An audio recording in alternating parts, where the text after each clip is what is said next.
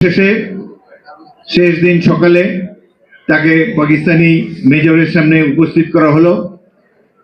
পাকিস্তান সেনাবাহিনীর মেজর তার পিস্তল বের করলেন, তার কপালে সেটি ঠেকিয়ে রেখে বললেন, তোমার বয়স মাত্র 13 বছর, তোমার সারা জীবন সামনে পড়ে আছে, তোমাকে একটা সুযোগ আমি দিচ্ছি, তুমি বলো এখানে মুক্তিবাহিনী ঘাঁটি কোথায়, যদি বলো তাহলে তোমাকে ছেড়ে দেবো, যদি না বলো তোমাকে এখানেই গুলি করে হত্যা করা হবে।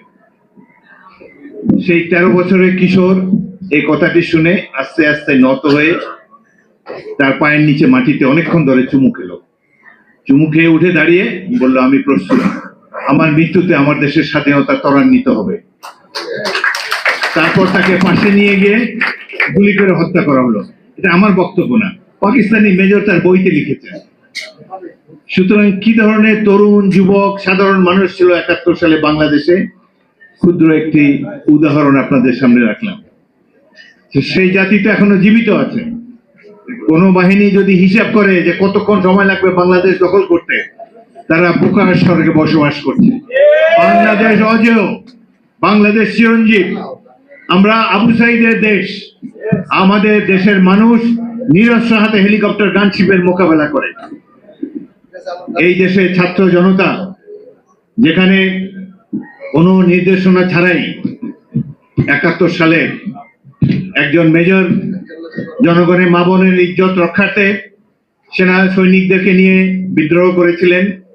5টি ক্যান্টনমেন্টে ইস্ট বেঙ্গল রেজিমেন্টের সৈনিকেরা পাক বাহিনীর বিরুদ্ধে বিদ্রোহ করে আমরাই মুক্তি বাহিনী গড়ে তুলেছি। আপনারা তরুণ ছাত্ররা এই বাহিনীর সদস্য ছিলেন এবং 9 মাস যুদ্ধের পর তারা কিভাবে পরাজিত হয়েছে, কিভাবে সারেন্ডার করেছে, রেস করছে আমরা সবাই জানি। একটা জিনিস একটু কষ্ট লাগে, সিলেটে 16 এপ্রিল তারিখ বিকাল 4টার সময় আমাদের প্রধান সেনাপতি কর্নেল ওসমানী সিলেটে আসেন।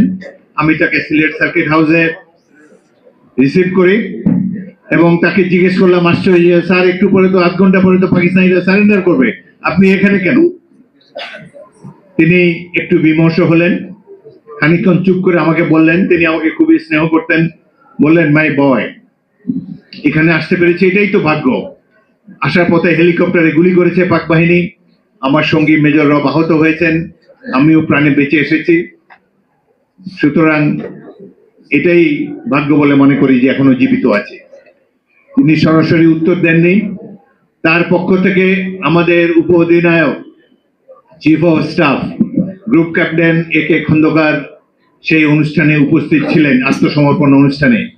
কিন্তু দুঃখের বিষয়, সেখানে 2টি চেয়ার ছিল, আরেকটি চেয়ার দিয়ে মুক্তিবাহিনীর প্রতিনিধি গ্রুপ ক্যাপ্টেন খন্দকারকে বসতে দেওয়ার সৌজন্য ভারতীয় বাহিনী দেখাতে পারেনি। এই যুদ্ধ ছিল আমাদের যুদ্ধ, বাঙালিদের যুদ্ধ, আমরা স্বাধীন করেছি দেশ। সেখানে এই সারেন্ডার ইনস্ট্রুমেন্টে অবশ্যই মুক্তিবাহিনীর প্রধান সেনাপতি স্বাক্ষর থাকা উচিত ছিল এবং সেখানে অবশ্যই মুক্তিবাহিনীর যিনি প্রতিনিধি সেই সারেন্ডার সেরিমনিতে তিনিও হওয়া উচিত ছিল প্রধান ব্যক্তি। তার দুপাশে, এক পাশে জেনারেল অরোরা বসবেন, আরেক পাশে জেনারেল নিয়াজি বসবেন এবং তারা সারেন্ডার করবেন মুক্তিবাহিনীর কাছে। এটাই বলে ইতিহাস সঠিকভাবে লিপিবদ্ধ হতো। কিন্তু তারা এটিকে দেখাতে চেয়েছে পাক ভারত যুদ্ধ, এটা যে বাংলাদেশের জনগণের যুদ্ধ, এটি তারা স্বীকার করে নেই। কিন্তু ইতিহাস তো বিকৃত করা যায় না।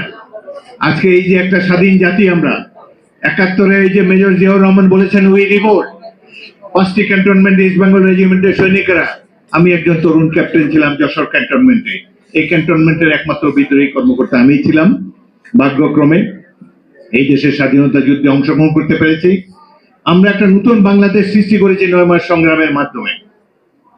যেই স্বপ্ন দেখে আমরা যুদ্ধ করেছিলাম, সাম্য, মানবিক মর্যাদা, সামাজিক সুবিচার, এটি আওয়ামী লীগের দুঃশাসনের ফলে হাওয়ায় মিলিয়ে গিয়েছে। আবার সুযোগ এসেছে, আবার এতদিন পর বাংলাদেশের লড়াকু ছাত্র সমাজ গ্রামে গঞ্জে নিরস্ত্র অবস্থায় ট্যাঙ্ক, হেলিকপ্টার এবং এপিসির সামনে উপস্থিত হয়ে তারা বলতে চাচ্ছেন যে আমাদের স্বাধীনতা, সার্বভৌমত্ব আমাদের অত্যন্ত প্রিয়, জীবন দেব, কিন্তু এই দেশকে কোনোদিন ভারতের প্রধানত হতে আমরা দিব না। এই হোক আমাদের শপথ। এই দেশ একটি জনযুদ্ধের মাধ্যমে স্বাধীন হয়েছে। সাধারণ মানুষ যুদ্ধ করে এই দেশের স্বাধীনতাকে অক্ষুণ্ণ এবং সার্বভৌমত্ব সঠিক এবং যে কোনো ধরনের কালিমা মুক্ত রাখবে, এটি হলো আমাদের শপথ। আমাদের দেশটাকে ধ্বংস করে দিয়েছে পতিত স্বৈরাচার শেখ হাসিনা, প্রত্যেকটি ইনস্টিটিউশনকে ধ্বংস করে দিয়েছেন। আজকে তিনি আবার তার সাবেক আশ্রয়স্থল ভারতে প্রবেশ করেছেন বাংলাদেশকে ধ্বংস করার জন্য, আনস্টেবল করার জন্য। এবং আমি অবাক হয়ে যাই, পৃথিবীর বৃহৎ গণতান্ত্রিক রাষ্ট্র ভারত কিভাবে তাদেরকে আশ্রয় দিল। তারা দেখে নেই যে বাংলাদেশের টেলিভিশন বা অন্যান্য ইউটিউব প্রত্যেকটি চিত্রে দেখা গিয়েছে লক্ষ লক্ষ মানুষের যে ঢল, যারা গণভবনে ইট খুলে তুলে ফেলার জন্য 5ই আগস্ট তারিখে প্রমত্ত ঢেউয়ের মতো গর্জে উঠেছিল। জনতার যে ঢৌ, যেটি থেকে শেখ হাসিনা এমনকি ইউনিফর্মধারী র্যাব এবং অন্যান্য বাহিনী পর্যন্ত পালিয়ে গিয়েছিল। এই দৃশ্য দেখার পর তারা কিভাবে কল্পনা করে, কিভাবে হিসাব করে বাংলাদেশ দখল করতে কতদিন লাগবে। প্রবলেম হলো যে ভারত, তাদের মনটা অত্যন্ত ক্ষুদ্র। প্রত্যেকটি প্রতিবেশী রাষ্ট্রকে তারা বিষিয়ে তুলেছে। প্রত্যেকটি প্রতিবেশী রাষ্ট্র তাদের বিরুদ্ধে। সবচেয়ে বড় হিন্দু রাষ্ট্র নেপাল, তারা পর্যন্ত এদের বিরুদ্ধে। কারণ তারা এই যে দাদাগিরি করে, প্রতিবেশীকে দাবিয়ে রাখতে চায়, এটি একবিংশ শতাব্দী মানুষ তো গ্রহণ করবে না। বাংলাদেশ তো মোটেই না যারা যুদ্ধ করে স্বাধীন হয়েছে। মমতা ব্যানার্জিকে ভালোই মনে করতাম, সৎ ভালো মহিলা, সাদাসিধা চাল চলন। তিনি পর্যন্ত বলেছেন শান্তিরক্ষী বাহিনীকে আমন্ত্রণ জানাতে চান বাংলাদেশের সংখ্যালঘুদের রক্ষা করার জন্য। কত বড় মিথ্যাচার! বাংলাদেশের মতো সাম্প্রদায়িক সম্প্রীতি পৃথিবীর কোন রাষ্ট্রে নাই। আমাদের এখানে আসুক, তারা দেখে যাক। কিন্তু ভারতীয় মিডিয়া এই কল্পকাহিনী ছড়িয়ে বেড়াচ্ছে যেখানে হিন্দুদের উপরে অন্যায় অবিচার করা হচ্ছে। আমরা এই দেশে আবহমান কাল ধরে সাম্প্রতিক সম্প্রীতি নিয়ে বসবাস করে আসছি। এই ধরনের কল্পকাহিনী ছড়িয়ে তারা বিশ্ববাসীকে দেখাতে চায় যে বাংলাদেশের মানুষ এক পেশে, বাংলাদেশে কারো জীবন নিরাপদ নয়। সম্পূর্ণ মিথ্যাচারের তীব্র নিন্দা আমরা এখানে জানাচ্ছি। আর একটি কথা, যুদ্ধ যদি তারা শুরু করে, এই যুদ্ধ আবার তাদের দেশে গিয়েই শেষ হবে। আমরা প্রত্যেকটি বাংলাদেশি নাগরিককে সামরিক ট্রেনিং দিয়ে প্রস্তুত করব যুদ্ধের জন্য। প্রত্যেকটি ছাত্র যেন রাইফেল চালাতে জানে। সামান্য field craft basic military training তাদেরকে আমরা দেব, যাতে করে কেউ আমাদের দিকে কোনো রক্তচক্ষু দিয়ে দৃষ্টিপাত করতে না পারে। আমরা যুদ্ধ করে জয়ী হয়েছি, চিরকাল জয়ী হবে বাংলাদেশের মানুষ। শেখ হাসিনা যেভাবে দেশ থেকে পালিয়ে গিয়েছে, কাদের ভয়ে পালিয়ে গিয়েছে। 71-এ আমার অধীনে 500 ছাত্র ছিল, যাদেরকে আমার ব্যাটালিয়ন প্রথম ইস্ট বেঙ্গলে ট্রেনিং দিয়ে আমি সৈনিক বানিয়েছিলাম, মুক্তিযোদ্ধা বানিয়েছিলাম। অমিত বিক্রমে তারা যুদ্ধ করেছে। এদের মধ্যে 100 জন সম্মুখ যুদ্ধে শহীদ হয়েছে, কিন্তু তারা অস্ত্র নিয়ে যুদ্ধ করেছিল। বাট জুলাই আগস্ট মাসে এক অদ্ভুত দৃশ্য দেখলাম। হাজার হাজার ছাত্র জনতা বাবা মাকে নিয়ে এসে উপস্থিত হয়েছে এপিসির সামনে, হেলিকপ্টারের সামনে, খালি হাতে তারা এই বিভিন্ন হাসিনা বাহিনীর মোকাবেলা করেছে। মৃত্যু ভয় তাদের একেবারেই ছিল না। পৃথিবীর কোন দেশে এই দৃশ্য দেখা যায়নি যে একজনকে গুলি করে একজন পড়ে যায়, বাকি শত শত লোক স্থির ভাবে দাঁড়িয়ে থাকে, কোনো নড়াচড়া নেই। তারা জীবনকে বাজি রেখে যুদ্ধে নেমেছে। বাসা থেকে যখন বেরিয়েছে, নিজের ঠিকানা লেখা একটি চিরকুট বুক পকেটে রেখেছে। তারপর দেশের স্বাধীনতা সার্বভৌমত্বের রক্ষার জন্য জীবন উৎসর্গ করার জন্য তারা রাজপথে নেমে এসেছে। আমাদের চোখের সামনে এই দৃশ্য, পৃথিবীর অন্য কোনো দেশ এত গর্ব করতে পারবে না। নিরস্ব মানুষ এত সাহসী হতে পারে, এটি বাংলাদেশ ইতিহাস সৃষ্টি করেছে। সুতরাং এই ধরনের জাতির বিরুদ্ধে কোনো আগ্রাসন চালাতে হলে বারবার তাদেরকে চিন্তা করতে হবে, যত বড় শক্তি হোক।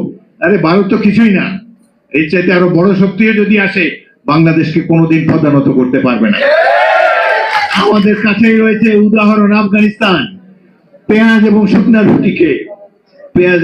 রুটিকে ব্রিটিশের বিরুদ্ধে 200 বছর যুদ্ধ করেছে, রাশিয়ার বিরুদ্ধে 20 বছর, আমেরিকার বিরুদ্ধে 20 বছর যুদ্ধ করেছে, 240 বছর কেবল সংগ্রাম করে গিয়েছে। কত সাদা সিধা ধরনের পোশাক, সাধারণ মানুষ। সুতরাং আমাদের আশেপাশে অনেক উদাহরণ রয়েছে।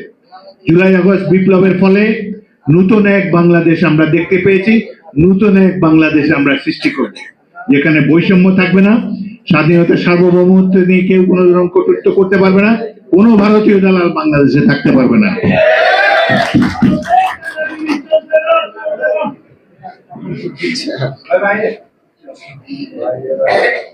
একটু পরে, এখন আর বেশি কথা বলার সময় নাই, এখন অ্যাকশনে যাওয়ার সময়।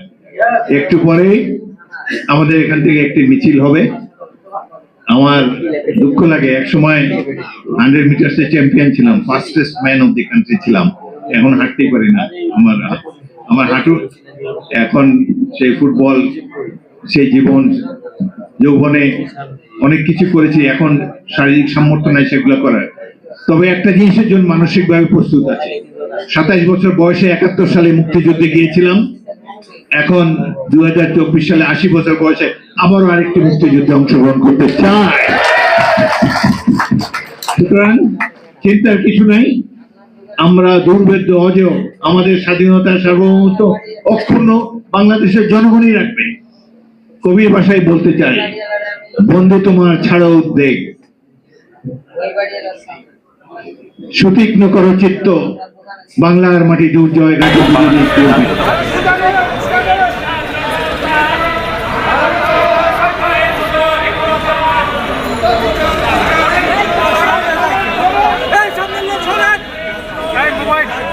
ভাই সব